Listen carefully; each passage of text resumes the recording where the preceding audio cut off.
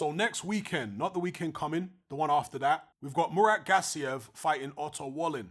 This fight has apparently been in negotiations for a while because it seemed to come out of the blue and just be right there in front of us a few weeks away, but they were negotiating apparently according to Otto Wallin for a while. I guess they just kept it away from the public.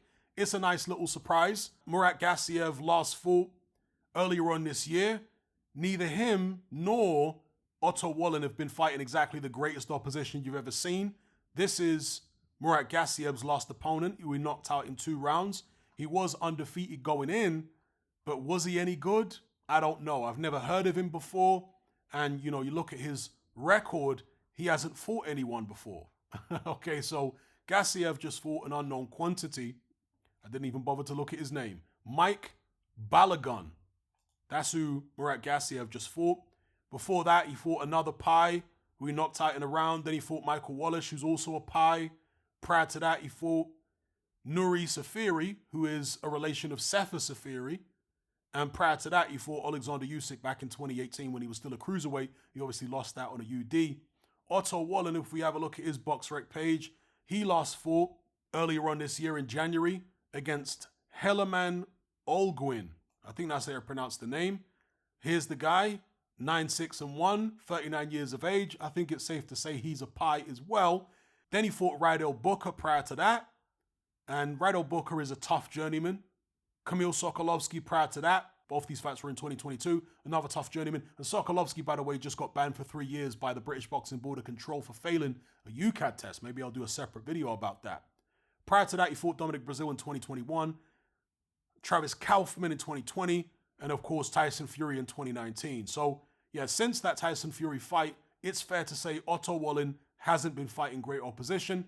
And Murat Gassiev, since the Usyk fight, hasn't been fighting great opposition. How will they fare against each other? I think it's an interesting stylistic matchup between Wallin and Gassiev. Obviously, Gassiev lost soundly to Alexander Usyk, but Otto Wallin is no Usyk. He's a pound shop Usyk at best. He can box a bit. He did give Tyson Fury some trouble in the early rounds in particular, where he landed that nice left hand and split Tyson Fury's eye open. I liked his performance against Dominic Brazil a few years ago as well. He was like a ballroom dancer in that fight, moving around the ring very gracefully. Will he be able to do something similar against Murat Gassiev, who does struggle with cutting off the ring? He tends to turn rather than step to the side. And we saw that in not only the Alexander Usyk fight, but even prior to that against Denis Lebedev. So has he corrected that issue? People say that Murat Gassiev is a tremendous puncher. He obviously knocked out plenty of people at cruiserweight, but at heavyweight, until we see him in there with some known quantities, the jury's out for me. I'm not saying he isn't a tremendous puncher at heavyweight. I'm just saying the jury's out. Otto Wallin certainly isn't a big puncher, but he's technically pretty good. He's taller than Murat Gassiev. You see Gassiev is listed at 6'3.5". Otto Wallin is listed at 6'5.5" with a 78-inch reach compared to Gassiev's 76-inch reach. So a little bit of a reach advantage there for Otto Wallin, but we don't know who's got the longer arms because, of course, reach and arm length are different measurements. In case you don't know, this is the reach measurement here. BoxRec have conveniently put up a graphic for us now, which was missing for so many years. That's how you measure reach. It's fingertip to fingertip across the wingspan, whereas arm length is measured from the armpit to the end of the fist. Arm length, as far as I'm concerned, is a more relevant measurement, and I don't know why it isn't the standard in boxing.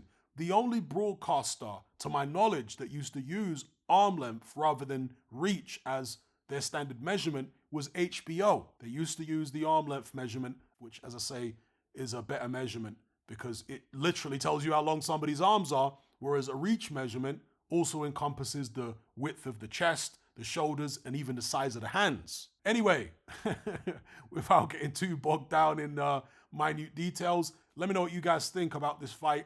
Murat Gassiev versus Otto Wallin, taking place not this weekend, but the weekend afterwards. Who have you got? How do you see the fight going? And incidentally, I did notice here that Murat Gassiev's nationality has been switched to Armenian. His last fight was actually in Armenia, and his next fight is going to be in Turkey. I don't even want to mention the name of the country that Murat Gassiev is from and the country that he's been fighting out of for most of his career. Okay, you guys know which country it is.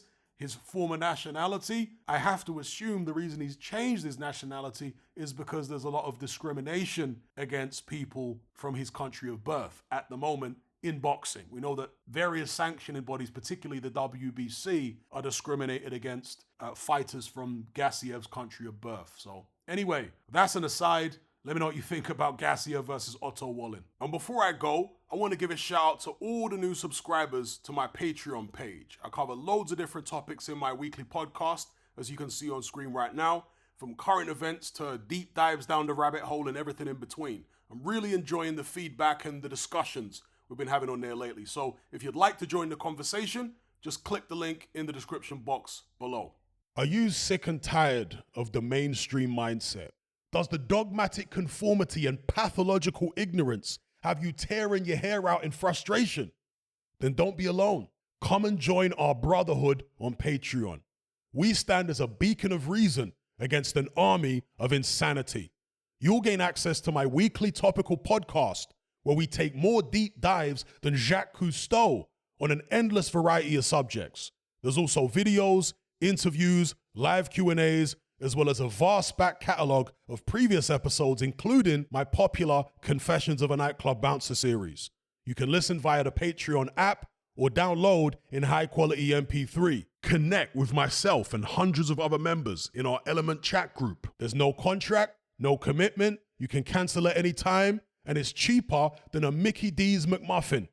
Just head to my Patreon page via the link below this video and select the tier called the Brotherhood of Reason. I'll see you over there.